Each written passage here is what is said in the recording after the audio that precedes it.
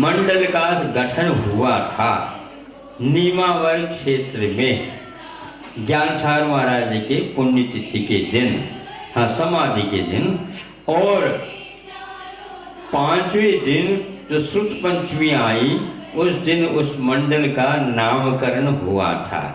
तो इन लोगों ने समझा कि महाराज ये लोग यदि भावना भा रहे हैं तो 1 साल के बाद ये तिथियां आएंगी, इसलिए अब यह तिथियां ही और पुनः ताजी हो जाए तो आप लोग देखो हमारे तो आशीर्वाद है।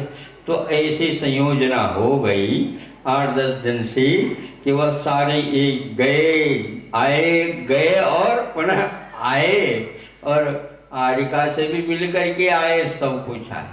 और आज के दिन में पुनः उसमें भर्तीकरण महाराष्ट्र और कर्नाटक के माध्यम से हो गया है। अभी बहुत मात्रा बहुत है बताते हैं, कोई बात नहीं, हम तो मात्रा से डरते नहीं, मात्रा माँ के अनुरूप हो, बस इतना ही चाहते हैं। जो कुछ भी मात्रा हो वह अपने लयबद्ध क्रम से चले और सबके लिए उसका लाभ हो। करना तो जो सीनियर हैं उनको है, हम तो न सीनियर हैं न जूनियर हैं, हम तो केवल कहने वाले हैं।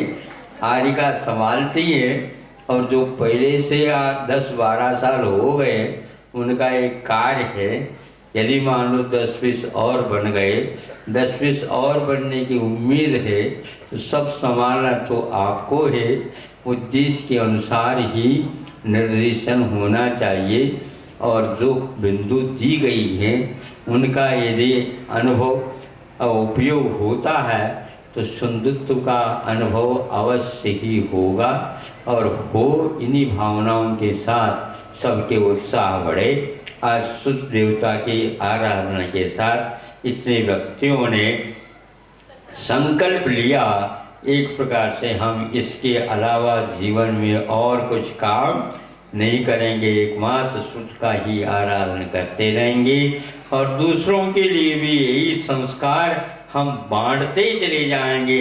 हमें और कोई आवश्यकता नहीं, इससे बढ़कर के और कौन सी अच्छी दुकान हो सकती, बताओ। हाँ, कोई ग्राहक भी मालो माल हो जाए और बेचने वाले भी मालो माल हो जाए, ऐसा आनंद आता है, इसलिए गर्मी कम लगती है।